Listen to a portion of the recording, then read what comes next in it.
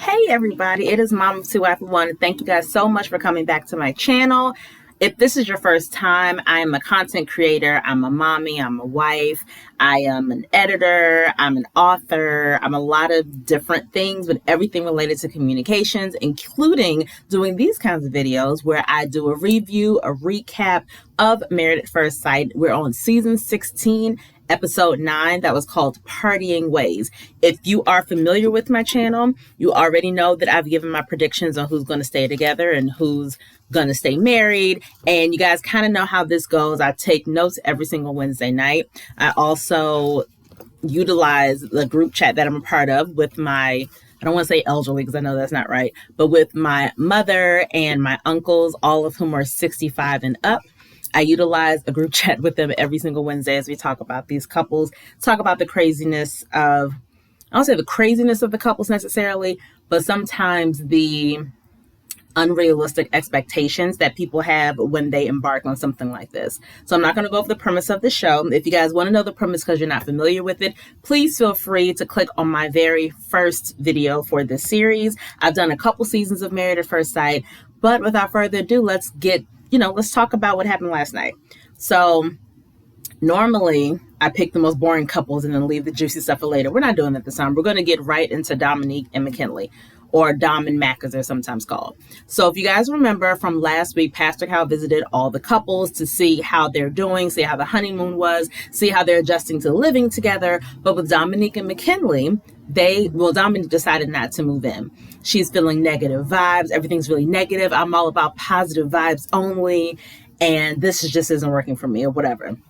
So at the end of last week's episode, Pastor Cal asked them, do you want to stay married or do you want to get divorced? It sounds like you guys are ready to make a decision day.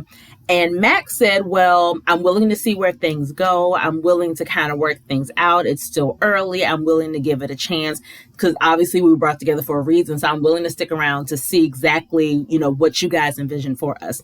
Dominique was like, I'm over it. I'm over the conversation. I'm over the marriage. I want a divorce. Now, Dominique is 25 years old.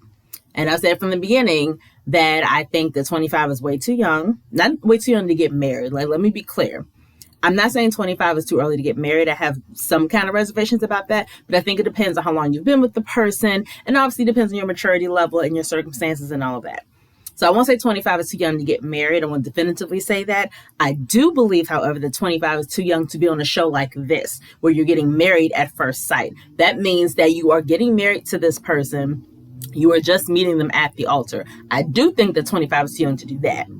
And not just the fact that she's 25, the fact that she didn't even sign up for the show herself. Her mother signed her up for the show. So automatically, that's giving me the impression that I know you're close with your mom and all that stuff, but the fact that your mom signed you up for the show and you didn't do it lets me further know that you weren't necessarily ready to be married. Even though when Pastor Kyle mentioned to her, like, oh, do you think maybe 25 was a little too young? Maybe it was too young. She was like, no, I don't think so. Of course you don't think so, because you're an old soul and you are mature. I don't really buy that. 25 is too young and you're not willing to admit it to yourself. And that's another issue I have with Dominique. And as you can see, this is very different. The past few weeks, I've been getting on McKinley about his stuff, and I'm not taking any of that stuff back. I think that Dominique's approach at times was not very productive, but I understood where she was coming from with some of her concerns and some of her issues with McKinley. I definitely got it. But this was the episode where I was finally like, okay, you're a big part of the problem. One of the biggest issues that I have with Dominique is that she does not hold herself accountable for anything. Everything was McKinley's fault. He's just so negative and I don't want that around me. He's negative, but yet you are constantly criticizing him for the things that he's not doing, for the things you expect him to do that he's not. You are the one who's constantly pointing out all the ways in which he's not your type, or all the ways in which he isn't living up to what you thought a husband should be. Right. And granted, you should communicate those things, but I never heard from her. And granted, I never really heard from McKinley either, but I never heard them tell each other what they actually like about each other and what they even found attractive about each other. I didn't hear those positive affirmations coming from either of them. But again, it's hard for me to believe that you're saying he's the one with all this negative energy when you haven't said anything positive to him at all. So it's like, okay, I think you're kind of missing the point, and I think you're not really understanding your role in all of this. And it's clear that she's not based off the rest of the episode, right? So she says she's over, ready to get divorced, whatever. And I said it's not fair to make that kind of decision 2 weeks in. It's not fair to McKinley, and it's not fair to the process. Obviously, you're going to have your ups and downs in any kind of relationship, let alone one where you just met this stranger 2 weeks ago. But 2 weeks is not a long time in the grand scheme of things. Like, it really isn't, because you haven't really experienced marriage. You experienced a wedding. You experienced a wedding night. You experienced a honeymoon, a vacation. People are so different out of those situations, right? A situation where you're meeting however many people all at once, a situation where now you're out of the country, maybe for the first time, maybe not, but you're on vacation now with this person that you just met. A lot of people are very different on vacation than they are at home. So she didn't even get to see how he is in a living situation, how he is part of his regular routine. She didn't even give that a chance. And I can understand if she made that decision after the 8 weeks, because at least you got to see him in different environments, but she didn't even allow that to happen. Had a big problem with that. Pastor Kyle warned her to take her time before getting into another situation. I hope she does too. Truthfully, I don't even care if she gets another relationship. I was just kind of annoyed. And I said that this is my first time really seeing her immaturity. And I'm sure some of you be like, girl, you didn't see she was immature in this episode, I'm sure she was, but this is my first time like really seeing it glaring in my face that, oh, she is a child. So she goes out with her mom. And she was like, I just hate that I disappointed my mom. I hate that I let her down. And it's like, this isn't about her. I know that she's the one that signed you up for the show, but this is not about her. So that shouldn't be your focus right now, that you let your mom down. Her mom asked her point blank, do you think you should have done anything differently? Do you think you were patient enough? And she was like, no, I think I was very patient. 2 weeks is not patient. It's just not. 2 weeks. 2 freaking weeks. You think that was being patient? It wasn't. You jumped the gun. You jumped the gun, period, by allowing your mother to even sign you up for the show. Because once you found out she signed you up, you could have easily backed out of it and like, no, mom, I don't think I'm ready for marriage. Or if I am ready for marriage, I don't think I want to do it this way. You went headlong into it, I think only because your mom signed you up for it. I think that's the only reason. Because even if you wanted a stable, steady relationship, that doesn't mean that you necessarily wanted a husband. That definitely doesn't mean that you were ready to be married. A lot of people make that mistake. They'll focus on the fact that I want to be married. I want to be somebody's spouse. That does not mean that you're actually ready to be somebody's spouse. And if you don't take the time to really do some soul searching to see if you're ready, you're ruining somebody else's life who doesn't deserve this. And like I said, I've given Mac a lot of ish over the past few weeks. But I could clearly see how disappointed he was and how hurt he was, because he signed up for this with the intention of, I'm going to meet the person that I'm going to be with the rest of my life. This is my forever person. I'm so excited. I'm getting married. Yes, I'm getting what I want. So to have that in your mind, and then to have that person look you in the eye, or not look you in the eye in this case, and say, I want a divorce, that's really a hard pill to swallow, because obviously you're going to feel like a failure. He already feels like somewhat of a quote unquote loser because of the comments that she's made to him. And what I hope McKinley takes away from all this is not that he's a loser, but kind of thinking about how his situation and different decisions he makes, how that can be perceived by a person he's in a relationship with. And I just think that maybe for some of the decisions he's made, he didn't really think that through. And I want him to have a better handle of what his priorities are. I really want that for him. And if he decides to get remarried or get in a relationship, that's fine. Nothing's wrong with that. And one thing I put a question. Do we know how old Dominique's mother is? Because she's 25 and her mother don't look no older than like 38. And I don't know if that's accurate or not. I mean, she probably is a little bit older, but she looks amazing and looks like really young. I was like, I wonder if we knew that. So that was just a side note. And so kind of wrapping them up, she makes that decision. She had never moved in, so she didn't have to necessarily pack her stuff up. She had like a box, I think. And then she walks away. He's like in the house crying, upset. She's crying as she walks down the hallway.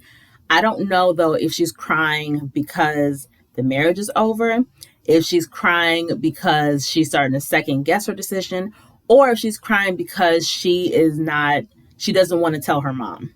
Like, I don't really know what the tears were about. I had no sympathy. I was just like, whatever. So then at the end of the episode, towards the end of the episode, all of the couples, this is also the episode where all the couples that are living together had their housewarming party.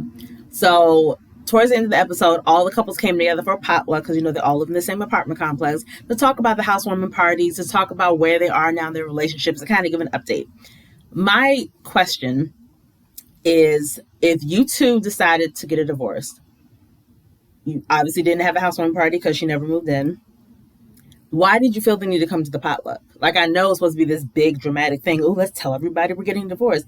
You don't owe them anything. These are people you just met 2 weeks ago. They ain't your friends. You didn't need to show up. I just thought it was unnecessary that they were there. I got it, but it's like, we don't need to drag this out. Just disappear. Have production come and tell the couples, hey, by the way, they got a divorce. They ain't coming. Could have done that. Either way, they came and they told the people, we decided to get divorced. And I will say, in this scene, my favorite part was that, as introverted as McKinley is, he did not allow Dominique to throw him under the bus, which is what she essentially was trying to do. Because they're like, well, why? Give us more than that. Like, what's happening with you guys? Blah, blah, blah, blah. And she was like, honestly, I'm a positive vibes person. And, the complaining was just getting to be too much, and just the negativity. And I just can't handle that, is what she said. Before she said that, he was the one that announced that they're getting a divorce. He didn't say, I want to work on this and she's leaving me. He said, we decided, after a lot of conversation, we decided together that we are not going to stay married. That is not what happened. She made that decision. But the fact that he worded it in that way specifically showed a united front, right? That she and I have decided we're no longer going to be married together. We're just not going to do it. Again, that's the united front. So that means nobody's going to look at you crazy. They're not going to look at her crazy. They'll be like, okay, they talked about it. They decided they don't want to stay married. But Dominique, again, when she was like, oh, well, because she could, when someone asked like, oh, why are you guys doing this? She could have been like, well, we just decided that we don't have enough in common, or our communication styles are too different. We want different things. She could have phrased it in a way to show that, okay, it's not just him, but it's both of us. And we decided that we just are not a good fit.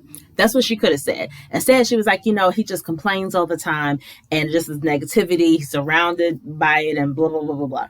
So I loved that in that moment, McKinley could have kept his mouth shut and just been upset and embarrassed. Instead, he was like, well, I don't totally agree with that. In addition to that, she also took every opportunity to belittle me since the honeymoon. And I don't feel like I deserve that. I don't feel like I should be in a relationship where someone is constantly like throwing digs at me and constantly telling me where I fall short.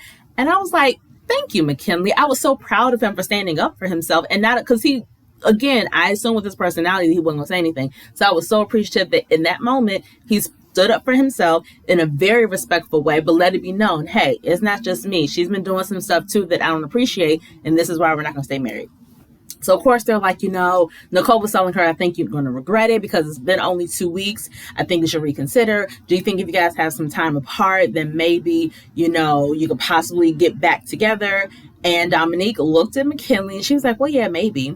Which McKinley was upset about, because he was like, okay, so first you say you want a divorce. Now you're saying maybe there's a chance. He was like, that's just a typical young thing to do, that you can't make up your mind. And I was like, McKinley has some like talents. I was like, oh, he was getting a little feisty, but still in a very respectful and like quiet way. But I love the digs that he was kind of throwing, like, yeah, that's just a typical young thing to do. It's like, new side I'm saying of McKinley, and I like it. So they go back up to the apartment that they never shared together. And he's asking her about it. And she's like, I just felt all the pressure. And I just, in that situation, like, I did not like the conversation. I felt like I was not being heard at all. And so I said, maybe because I just felt like all this pressure. She's like, and you know me, I tell the truth. And he's probably like, yeah, but you didn't tell the truth. Like, I know that you think you tell the truth all the time, but you just lied to them just because you were uncomfortable. Like, so no, actually, no. And I love that McKinley wasn't like, oh, yeah, I understand. And, oh, it's fine. He was like asking straight up, like, so you didn't mean it. You felt pressured. Okay. And he's like, so what do we do from here? And she's like, oh, well, I'd like to still be friends. My man McKinley looked her in the eye, dead serious, no attitude, just being completely honest. I don't want to be your friend. I was so happy in that moment. I got so excited. I wanted to stand up and clap like, yes, McKinley, let her know. You did not come to this show, this experience. You signed up for this experiment. You didn't do any of this with the intention of walking away with a friend. That was not your intention. You wanted to have a wife, someone who's actually going to be a partner, who's going to listen to you, encourage you, challenge you in some ways. And you didn't get the opportunity to do that. So yes, I'm bitter and I'm mad. And what the frick I want to be your friend for? And he's like, I have enough friends. I didn't come here for that. I was like, you better get it, McKinley. I was so excited because she was like, well, that just goes to show, it's just so, and I guess we won't be friends and it's fine. And it's like, girl, I had no sympathy whatsoever. And I was just like, whew, okay. So I'm assuming that means that we're not going to see them again. That's fine with me. I'm okay with it.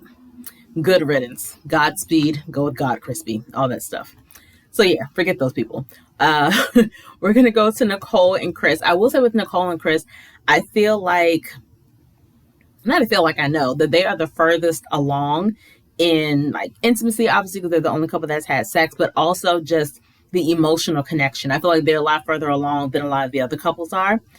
I do think that, and I've had this conversation with a cousin of mine who really liked this guy, loved how they were together, loved him, but was so nervous about the other shoe dropping and was so nervous about, okay, but it's too good. So what does that mean? And on one hand, I do understand, especially if you've been hurt before, especially if you've had bad relationships before, I definitely understand that mindset of kind of being on edge. But at the same token, a couple things. If you are constantly obsessing about what's going to go wrong, then in doing that, you're not really enjoying the goodness of what you have now because you're second guessing everything or you're questioning everything or you start feeling insecure about what's happening. And it's like, you're not enjoying yourself anymore. So that's not good. And then also, if you're waiting for the waiting for the other shoe to drop, you could possibly put yourself in a position where you're sabotaging what you have because you don't believe it can be this good, or maybe you don't deserve, or maybe you think that you don't deserve to have something that's good. Both of which are like horrible ways to live. That's a horrible way to exist in a relationship where you are constantly nervous about what you're going to say. And Nicole has that mindset. She's nervous that she's going to be the one to cause their first rift. And it's like, first of all, everybody has some kind of rift in their relationship. No relationship is going to be smooth sailing all the time. So enjoy it. If you're in this period now of smooth sailing, that's probably because you've only been married for 2 weeks. Most marriages are like that, where things are really smooth and nice in this honeymoon stage. So enjoy that part of the process. Enjoy that there aren't any issues and stop obsessing over you being the one to cause the first issue. Because whether you are or you're not, issues happen in a relationship, and it's not about me causing it. It's about, okay, how are we going to work together to resolve whatever this issue is? And I feel like Nicole and Chris have good communication. She's definitely not shy. And even though Chris is painted as Mr. Nice Guy, he doesn't seem like he's shy either. He definitely speaks his mind when something is really important to him. So I think they'll be okay when it comes to communicating their concerns or communicating any issues that come up. But I just hate that Nicole is on the edge of her seat waiting for her to mess things up. It's like, and I know that has a lot to do with, again, her past relationships and her kind of being insecure in being in a relationship and insecure about what she's going to bring to the table. And I don't want that for her because, again, that can self-sabotage things and that could just make things really uncomfortable and not pleasant. And I want them, but part of being married is actually having fun with the person, having fun with the process, having fun getting to know them, having fun going on adventures. And you don't want to mess up that fun. That's just... I don't want that for her. I really don't.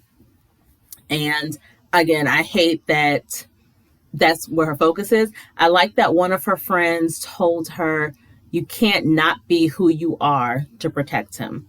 Basically telling Nicole, I don't think you have to act like a different person in order for him not to get mad at you. Continue to be yourself. And if he has a problem with something, so bring it to your attention. Maybe you can change it, maybe you can't. But don't try to put on this facade of what you think he wants just so you don't rock the boat. Thought that was excellent, excellent advice. So when they had their their housewarming party, the theme was Let's Flamingo, which I thought was so cute. So it was like flamingos, but it was about mingling and getting to know each other.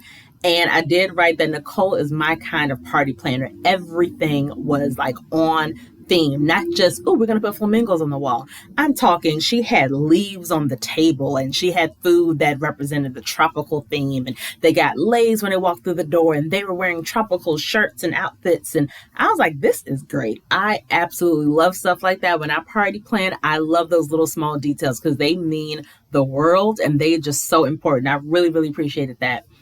And she talked to his friends and he talked to her friends. And I always love that they do this at all their housewarming parties, because the last time that they talked to their spouses, family, and friends was at the wedding, which at this point now is 2 weeks ago. So there's a great chance to have an intimate conversation about how things are going, get advice perhaps about things that you can do differently.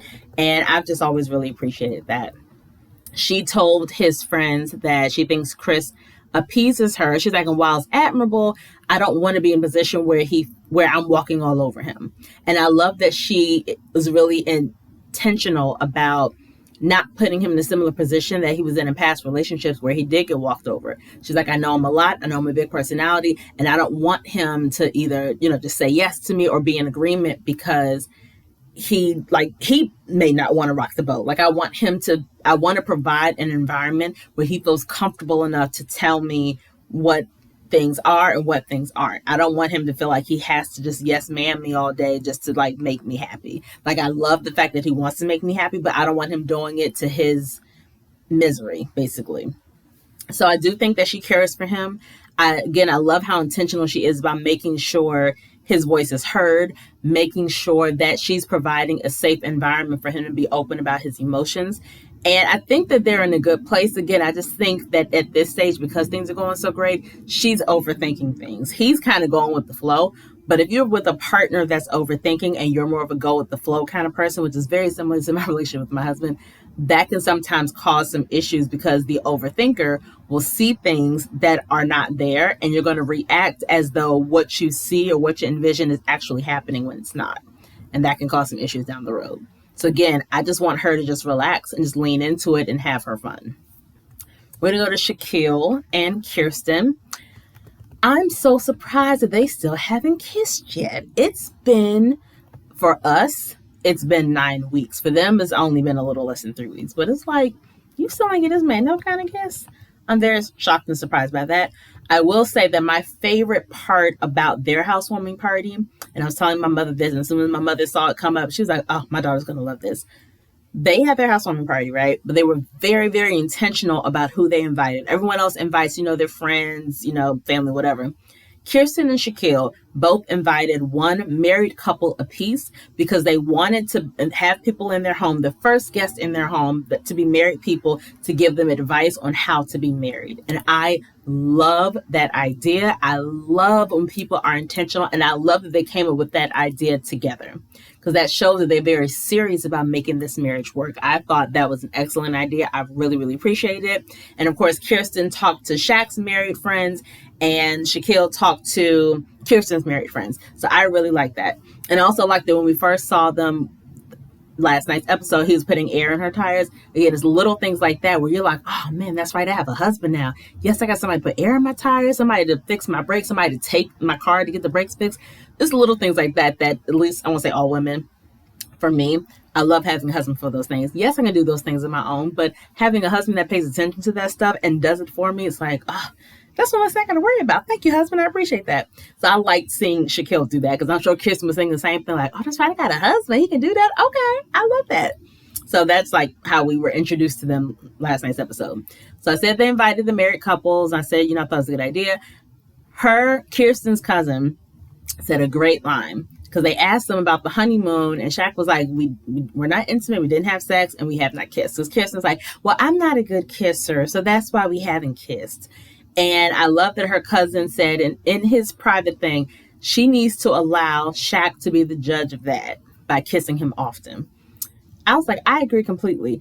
And my mom and I were talking about it. She was like, well, what do you think she means when she says she's not a good kisser? It can mean a couple different things. It can mean that she's not comfortable with her kissing skill. It can mean that somebody berated her kissing skill before, so now she's insecure about it. It could be that she just doesn't like kissing. But whatever it is, all of those things could be true at the same time or be separate or whatever. But all of those things also came from a past experience with a man or men from her past. They are not Shaquille. And I'm not saying that to mean that kissing Shaquille will be so life-changing that, oh my gosh, I want to kiss all the time. But you never know until you try. He is a different man. This is your husband. And especially if you have a husband who actually wants to kiss you, then at the very least, you at least need to give it a try. And again, maybe, kissing is not your thing for whatever reason, not comfortable with it. So allow your husband to help you become comfortable with it.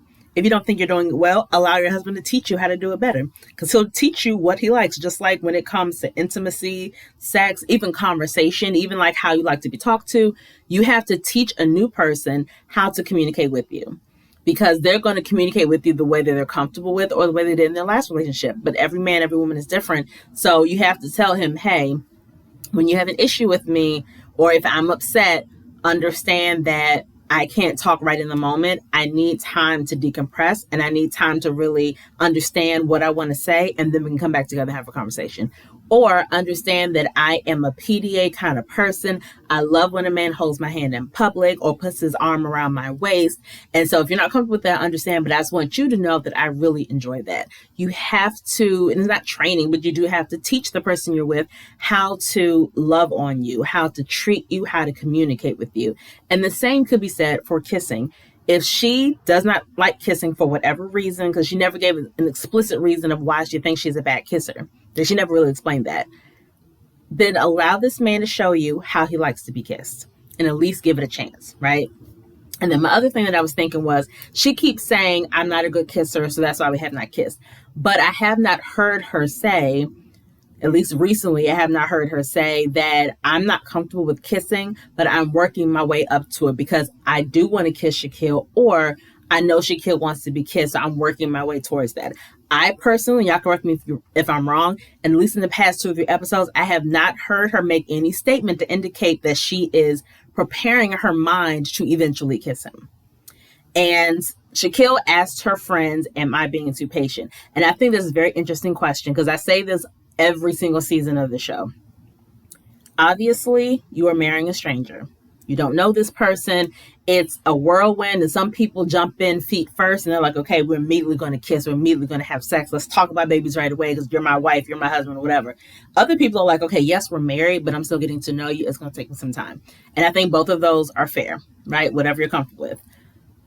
The downfall with being too patient is that, let's say for Shaquille, let's say his patience is in not forcing the issue of a kiss or the issue of further intimacy than what they have now. And I'm not saying he should force it, because that would be wrong as well. There has to be some kind of middle ground, though. If you're not forcing it and you're being extra patient by letting her kind of take the reins, I feel like when it's something you are not comfortable doing or something you don't normally do, it takes a lot for you to kind of psych yourself up to do it. So if he's waiting for Kirsten to make the first move, and let's say she doesn't typically make the first move, she has to hype herself up to do it. And the longer time she's given to make that decision, there's a chance that she can chicken out and not do it at all. And now Shaquille is over here left with not having any kiss at all, and possibly thinking that his wife has no intention of kissing him because maybe his wife does not like him in that way or whatever. When the reality could just be that she's so shy that she has like hyped herself up. And now she's talked herself out of it because so much time has passed. Both of those things can be true at the same time.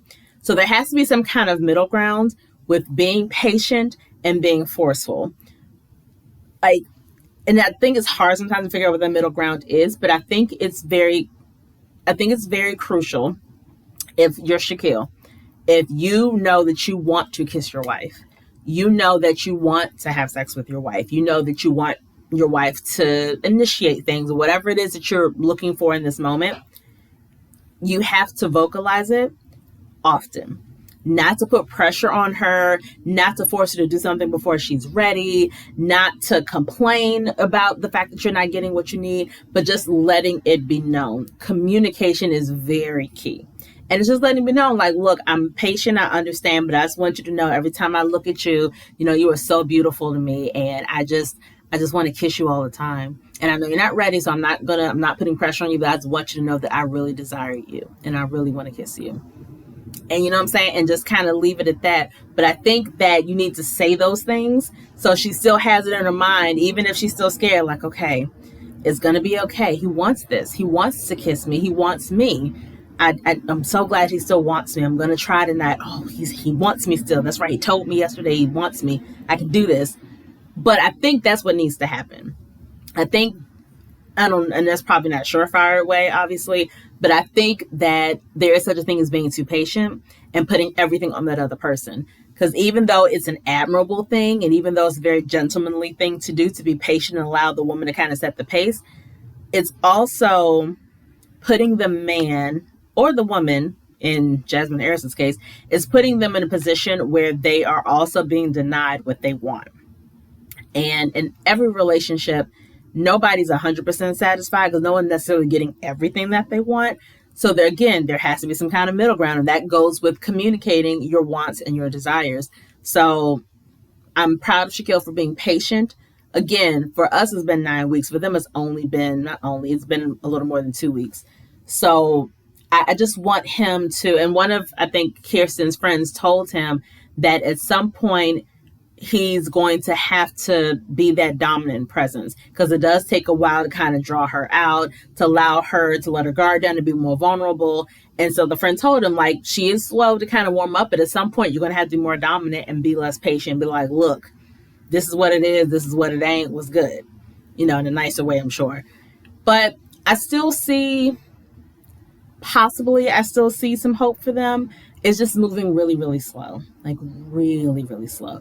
And his friends told her, which I did, well, his friends said just in general in their interview, he said that he believes that Kirsten and Shaq have the potential to work it out because not being a perfect package forces them to see what's really there.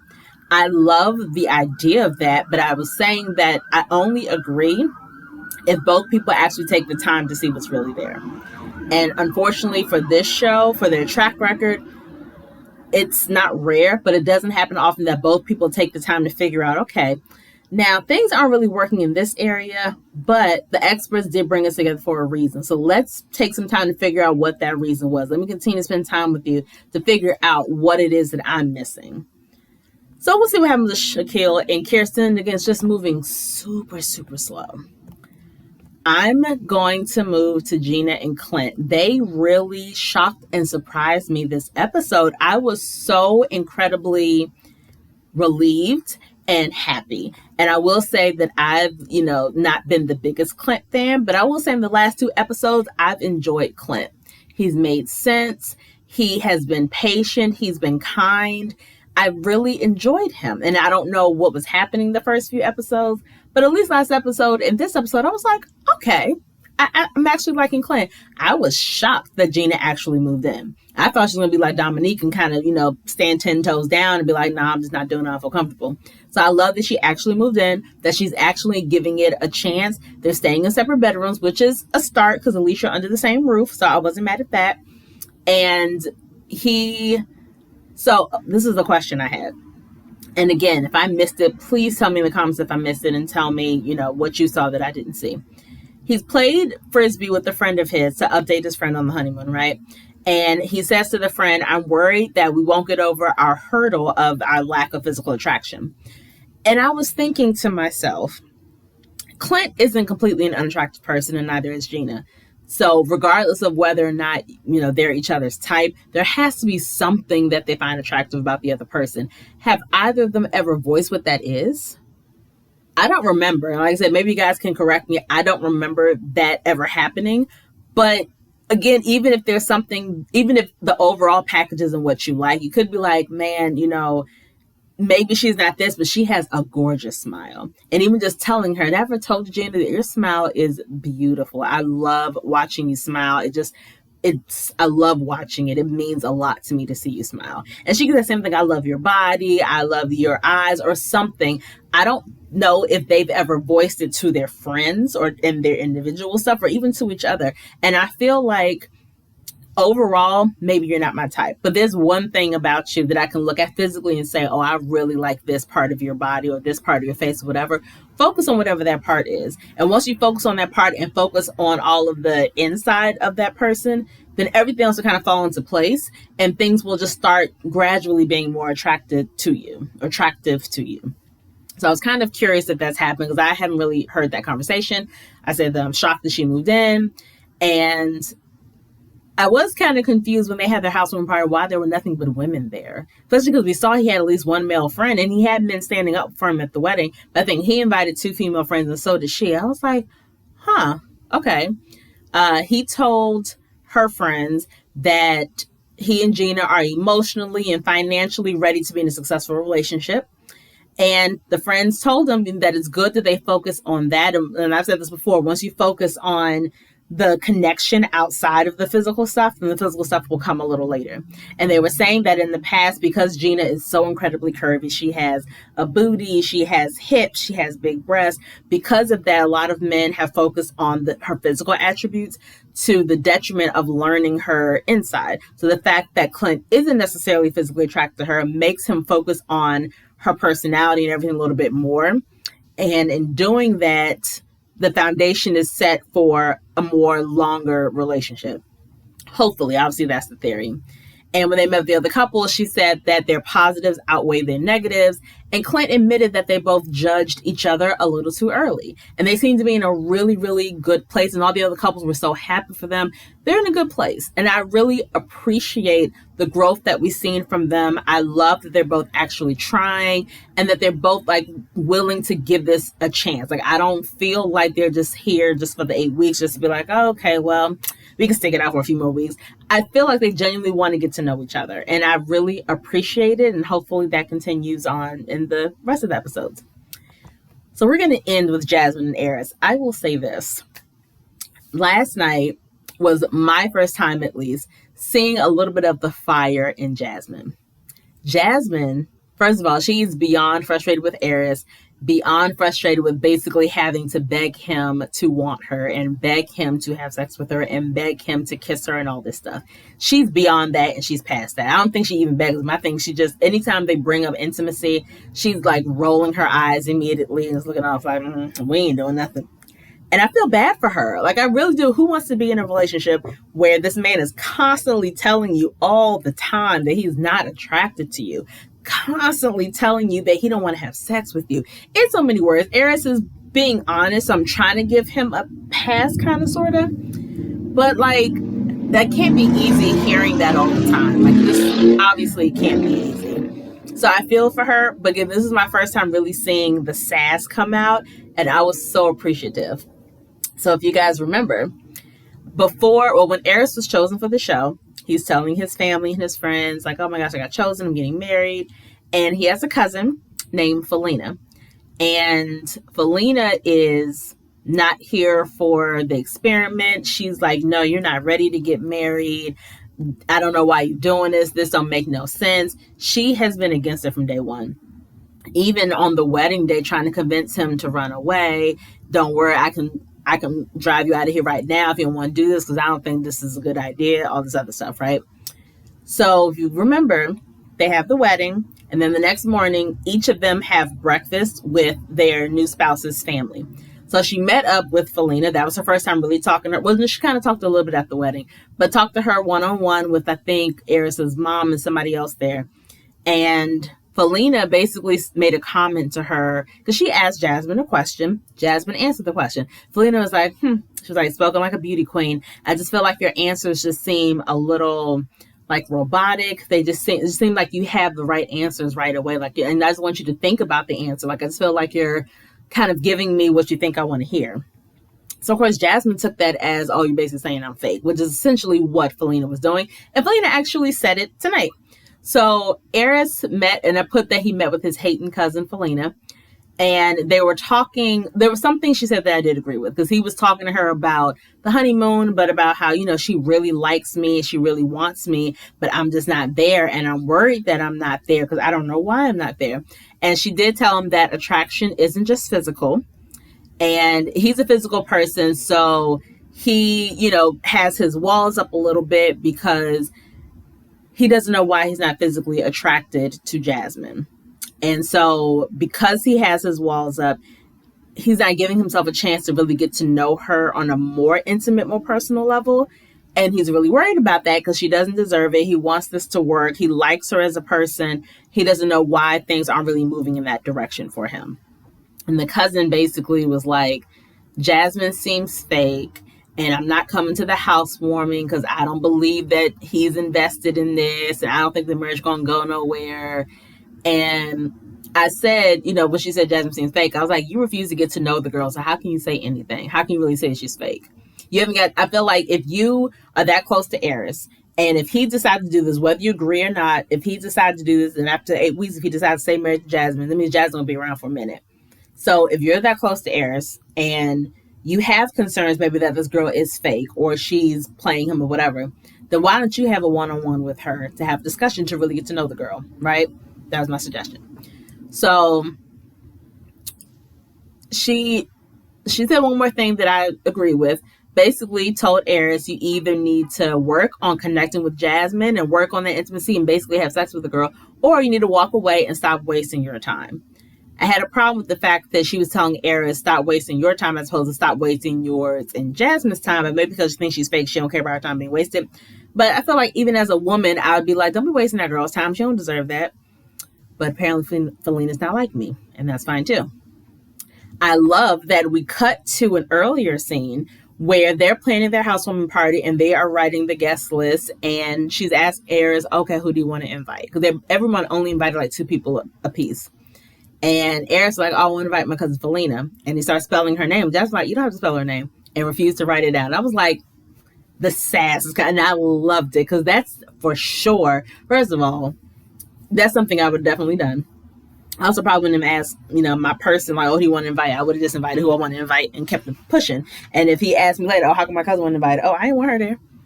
And I would have left it at that. And I love that Jasmine is like me when it comes to, yes, that is your family. And I understand that and I respect it. However, this is our home, right? That I'm sharing with you, which means if this is our home, I deserve to have a home that has peace in it. Why would I invite someone or invite that kind of energy into my home that I share with my husband? This is supposed to be our sanctuary. So yes, that's your family. And while I respect that, I need you to respect that I don't want that kind of energy in my space. I loved it. I was applauding her. I was like, go ahead, Jasmine. I'm with you all the way, sis. Right? I had a question, because this upset me. They brought it up at the housewarming again that he, invited Felina, but then Jasmine, didn't want to invite her or whatever. And they brought it up in front of his friends because Eris said we have a lack of communication sometimes where she has a problem with my cousin, which is whatever. They have a problem with each other.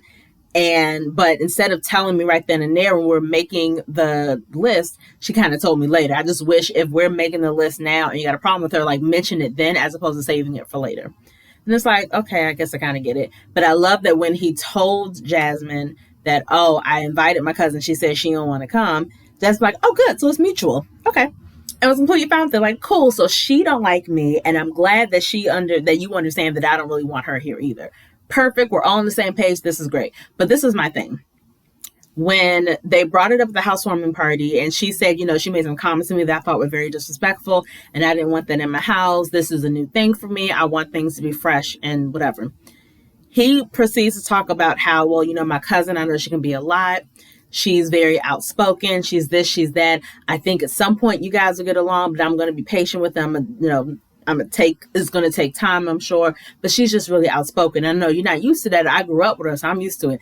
It felt to me like a few things. You're making excuses for her, right? Coming to the defense of your cousin, but when you were sitting with your cousin and your cousin was calling your wife fake, you did not come to your wife's defense. You didn't say, nah, Felina, you just don't know her. I really like her. She's honest and she's open. And I understand you feel a certain way, but I'm not comfortable with you calling my wife fake. He never came to her defense. That was a big thing for me. And I also understand that it is very difficult to immediately switch in your mind the idea of putting your wife or your husband first. It's not difficult for everybody, but putting your wife or your husband first can mean so many different things. And I think it depends on the situation at hand. In this type of situation, if your wife tells you, now, granted, I don't think Jasmine told him before he invited Felina to the party. I don't think she said, I don't want her there. I get the impression that it didn't happen that way. But if your wife is uncomfortable with this person, whether that's your family or not, you have to, as hard as it may be for you, be like, look, I love my family. That's my family, but you're my wife. You're my priority. So if you are not comfortable with this, then it won't happen. And it's perfectly fine. I can go to Felina's house. She and I can hang out on some other type stuff. But if you don't want her in our house, I get it. This is our home and it's my home too. But I also want this to be comfortable for you because as my wife, you come first now.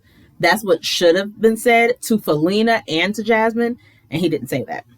So I had a problem with that. And I don't know if it's, and fortunately, when he talked to her aunt who came to the party, the aunt did tell him that, like, you need to understand your wife comes first, and I need to make sure you're putting that into practice. So he needed to hear that. I don't know if he's going to put that into practice. Time will tell.